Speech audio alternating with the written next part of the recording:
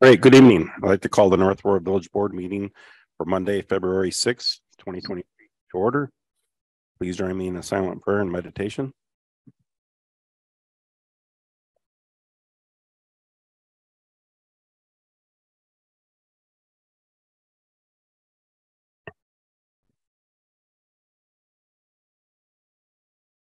Thank you. Please join me in the Pledge of Allegiance.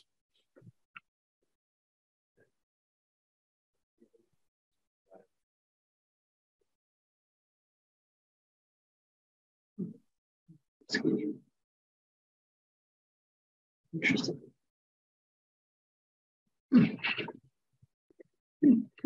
Great, thank you. Roll call, please. Mayor Gaffino? Here. Trustee Curtis? Trustee Gately? Here. Trustee Lowry? Here. Trustee Nedved? Here.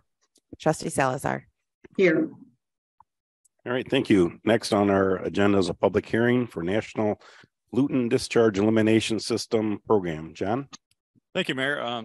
Tonight, I'm going to have a brief presentation on our NPDS program regarding site inspections. Annually, we do a public hearing to get public input and allow citizens to come and voice any concerns they might have about our program. So without delay, I'll just kind of go into the presentation. NPDS stands for National Pollutant Discharge Elimination System. It was a program that began in 1972 as part of the Clean Water Act. The reason why we do this or we participate in this program is because we're trying to reduce pollutants entering receiving waters, whether that be our detention basins, storm sewers, or the Fox River. The EPA and IEPA are the administrators of this program. Because our village has a population of greater than 10,000 people, it is mandatory that we do participate in the program. And the name of the permit that we hold under this program is called ILR 40, which is sometimes known as the MS4 permit. So as part of this permit, we're required to do several different things. We have to prepare an NOI, which is a notice of intent. And basically that document states all the activities that we're going to be trying to perform throughout the year to reduce pollution getting into the storm sewers and the receiving waters.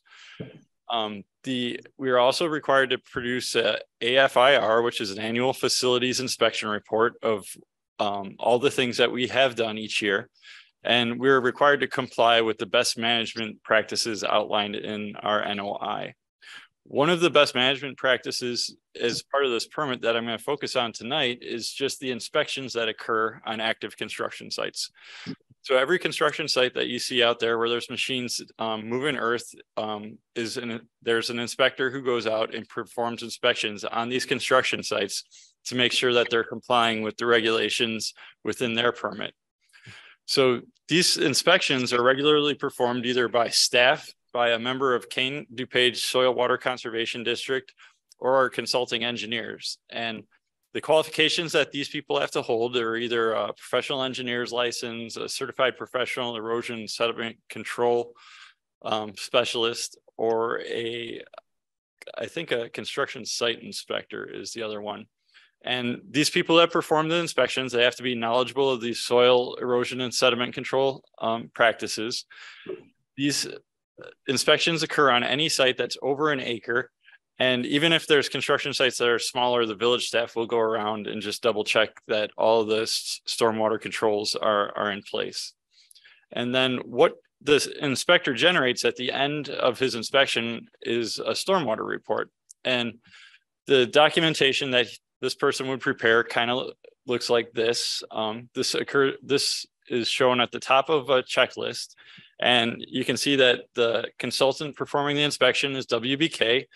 It has the date, time, weather, when the last inspection occurred, and then the person performing the inspection. As part of this checklist, the person will run through different aspects of the construction site. So they'll make sure, for instance, that if there's a stockpile, that there's silt fence, the black type fencing is placed around that stockpile so that soil doesn't run into the storm sewers and get into the storm system. And basically they complete this inspection check sheet as a tool to make sure that the contractor is in compliance with his permit.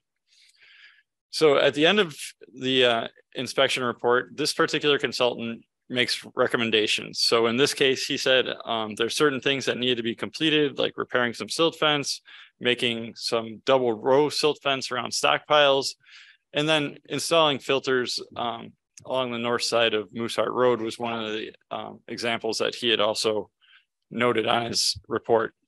In addition to that report, he'll also provide us with photographs. So if there is a problem on site, he can document it by looking at the photograph. In this case, we're looking at the exit to the Seasons development onto Deer Path Road. And what you're looking at is a construction entrance. And that gravel there, the intention of that gravel is to try to remove some of the sediment from the truck's wheels or the dirt off the wheels before it leaves the site so it can keep the street clean. So really, that's the only information I had here to present tonight. I did want to introduce Patrick McPartlin. He is one of the inspectors from Kane DuPage Soil Water Conservation District, and he's here tonight, and he will be holding a more in-depth seminar on this topic in the future. Yeah, that seminar will be March 21st of this year. It's typically for contractors, generally government folk and engineers and other people like that. For the North Aurora, we do plan reviews and we make sure that it meets technical reference standards in ordinance with the Illinois Urban Manual.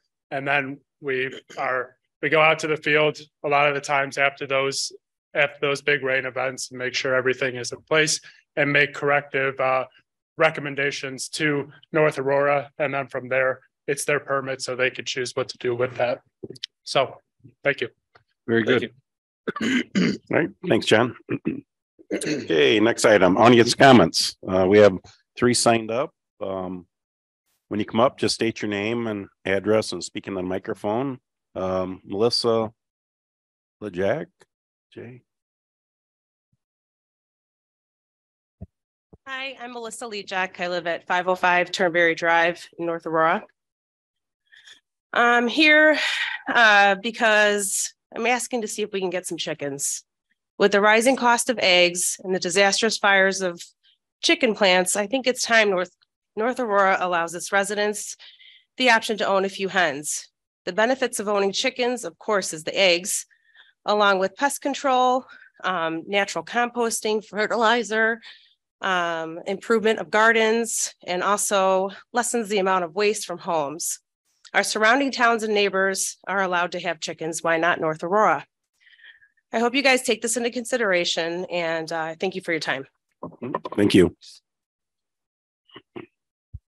Okay, next, Gino Dobelman.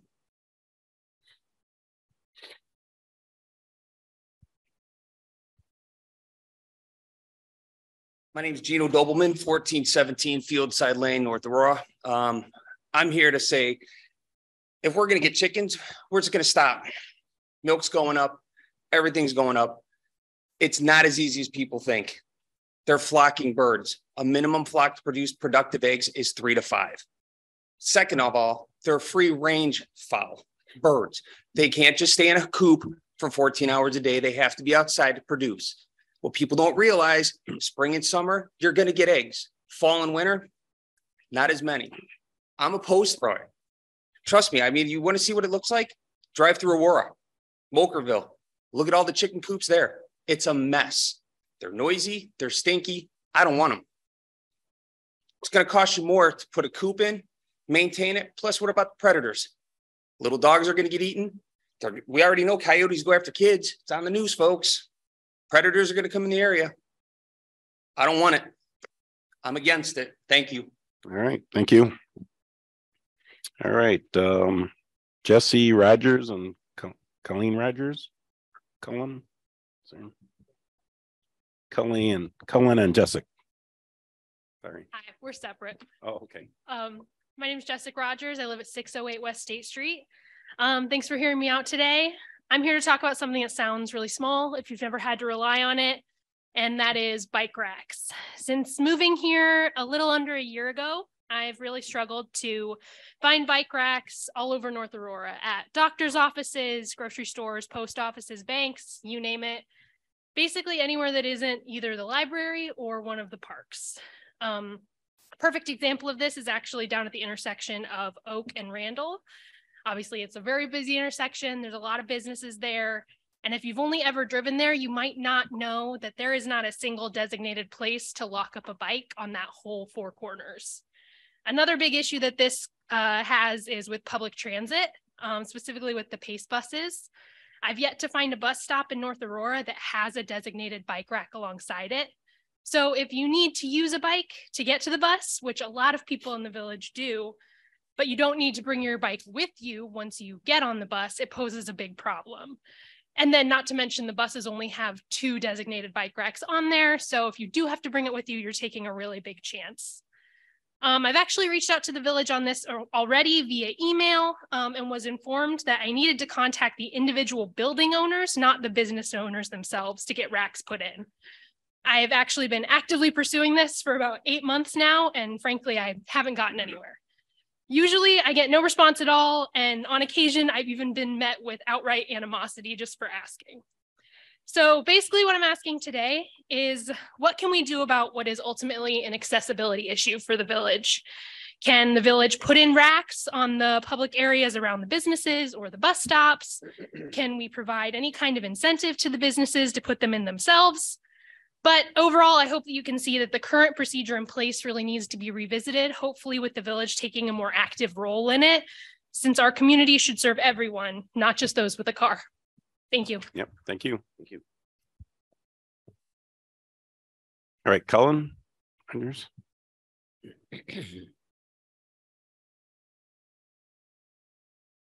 Hi, everybody. My name is Colin Rogers. I also live at 608 West State Street. I am just kind of having a comment about the old community center lot. I grew up in North Aurora. I went to Sharing Care, so that location is near and dear to my heart. And seeing the for sale signs up there for so long is kind of hard to see. I did a little bit of research, very little bit, but I found the comprehensive plan from 2015 on the website. There was a plan on there that had mixed use buildings there. There was a big open courtyard in the middle. It looked fantastic. Great place for community building, different kinds of events and stuff like that. So I guess my comment, my question would not so much be, you know, what do we have planned? Obviously, it's still for sale, but I would request that you guys just prioritize plans like that in the 2015 comprehensive plans that has more mixed use, more community building capabilities. So thank you so much. All right, thank you. Good. All right. Anybody else like to speak? Did we miss anybody? Maybe that was okay.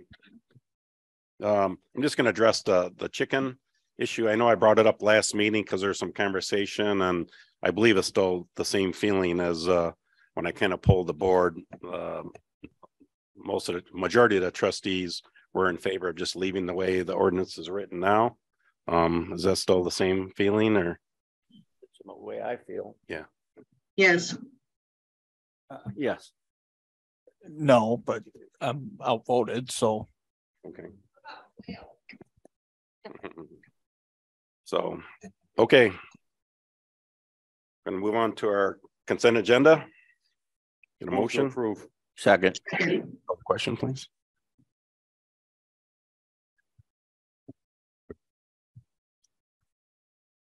Trustee Carroll, Yes. trustee Curtis, trustee Gately, Yes. trustee Lowry, Yes. trustee Nedved, Yes. trustee Salazar. Yes. All right, thank you. Under new business, item 1, Steve. Thank you, Mayor. Item number 1 is an ordinance decreasing the number of Class M liquor licenses to 0. It's the only item on the agenda. It's a light agenda tonight, but this is for the My Place Hotel. They were serving liquor. They have decided to move away from that business model, and they are not pursuing a renewal of their liquor license. So historically, what we've done in that situation is we zero out the class so that the next person has to come in before the mayor and request a new liquor license. Second. Discussion. Call the roll, please. Trustee Curtis. Yeah. Trustee Gately, Yes. trustee Lowry, Yes. trustee Nedved, Yes. trustee Salazar, Yes. trustee Carroll. Yes. All right, thank you. Under village president report, I have nothing. Trustee comments. Yes, I just got something on the bike racks. with the business owners and the pace coming in, like a lot of people take pace and they go to work at, say, Walmart and they gotta come back. Wouldn't it be like, they're just thinking about helping business to get the people connected? Is there a way that we can look Yeah, at? I think there's, I would think so. I mean, it would help business and us and Right. of course, the people who don't have a car. Right. So if there's a I way to, think it's a good idea. and then I think just in a health, I'm kind of healthy too. I like to ride bikes. So Yep. I think, Or like even shopping centers, like you mentioned, Clock Tower, having a rack there for, yeah, I mean, everybody could use. Yeah. Anybody else? you know what I mean, Steve? Follow what I'm saying about the bike racks? Yeah, Mayor, did you want me to address the bike Yes. racks? Yeah.